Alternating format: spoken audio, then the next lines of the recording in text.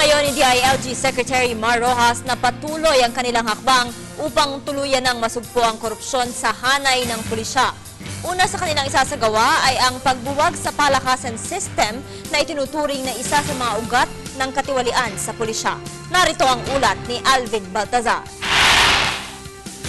Naisimula ni DILG Secretary Mar Rojas ang paglilinis sa Philippine National Police sa pamamagitan ng pagsasaayos sa recruitment process nito. Sa harap na rin ito ng resulta ng Global Corruption Survey na bumabandera sa pambansang pulisya bilang pinakakorap na ahensya ng pamahalaan sa bansa.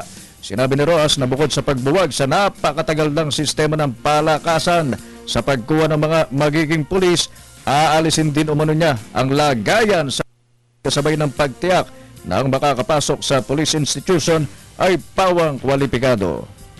Sa ilang lugar may sinasabing 3 for 1, tatlong pulis for 1 million, no? At sa ganung paraan, itong tatlong pulis nito na nakapasok sa pagiging pulis ay hawak na sa leeg ng kung sino man ang nag-finance nitong malaking halagang ito. Sa sandali namang nakapili na ng mga aplikanteng may karapatang makapasok sa PNP, isang paraan ang naisipatupad ng kalihim para maging patas ang labanan sa pagpili.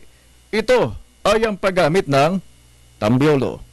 Lahat ng kwalipikado ngayon, ipapasok lahat ng pangalan nila sa isang tambyolo. At ang pagpili, pantay-pantay ang laban para sa lahat.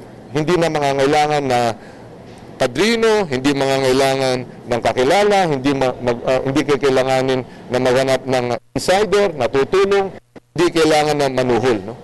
Aminado naman si Rojas na kailangan pandagdagan ng anti-corruption drive ng PNP gayong panahon na anya upang mapalitan na ang pagtingin ng publiko sa mga pulis na sa halip na takbuhan sa panahon ng pangangailangan ay kinatatakutan. Dapat sila ang takbuhan ng ating mga kababayan, hindi yung Para sa Telebisyon ng Bayan, Alvin Baltazar.